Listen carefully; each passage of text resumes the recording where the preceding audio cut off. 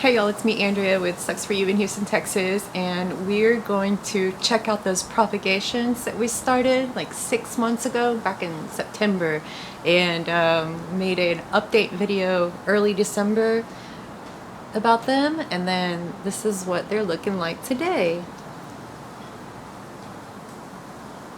So that's 6 months of progress right here, which really isn't bad considering a few of those months were winter, and then we had that crazy freeze, which sorry I keep talking about, but it was really intense. And the fact that these survived actually in my garage, in the garage setup that I had, they were under grow lights.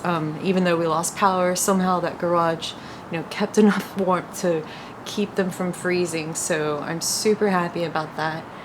And they're even starting to show some variegation, and they're getting so tall. Now you can see how they're a little bit floppy like that.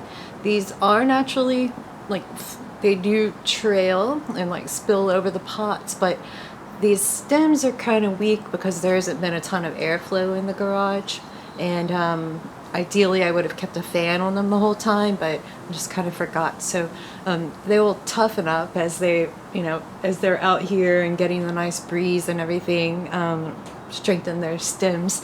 But I'm really happy with how they're doing so far, and really glad I was able to save these because the mama that they came from, I lost it in the freeze. And I even already made a little arrangement using some of the propagations, and I think they're just too perfect. This is this face pot from Edward Murray, and I really like it. I think it's perfect with the Lola, and these of course again are the Graptopetalum paraguayense, and they're variegated. And the cool thing about them is the mom was crested. Her stem was split and crested. It was really cool. So hopefully some of these will do that too, because again they are already showing the variegation trait from her. And one other thing, the smaller plants compared to the larger plants, now those are smaller either because they just grew slower, or they're just leaves I tossed into the little propagation dish, and then once their leaves dried up, I put them into the bigger pot with their older brothers and sisters.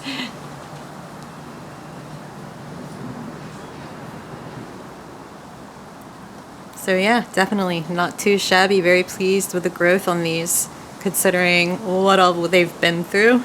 And of course, probably would have grown faster if, we started them in now, March, early spring, but I'm not complaining. And again, Graptopetalum paraguayense, even the variegated kind, the regular kind, have hands down always been the best, easiest to grow, best propagators, very, very resilient, and just one of those feel-good plants that makes you feel good about your green thumb.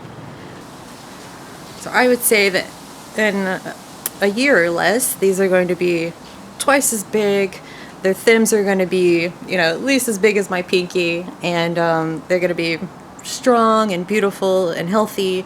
And I'm going to keep trying to propagate the variegated plants in here because they're really amazing, and they just do this awesome color changing show year round. And yeah, we need to work on getting their little stems. What do they say? They must have skipped calf day. These kids must have skipped stem day.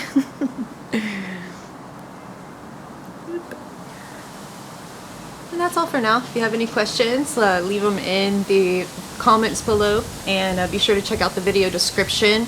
I will link to the previous 2 videos, and as we make another update video down the road, I'll add all the links to the video description as well, so you can kind of follow the progress along yourself. We did start out with the first video was about watering propagation leaves, so if you're curious about that, or why you might be having roots grow on your leaves but no new leaves, or vice versa, we talk about that too. And then yeah, there's a I guess 11-week update after that, and then this one, and who knows when we'll check back in.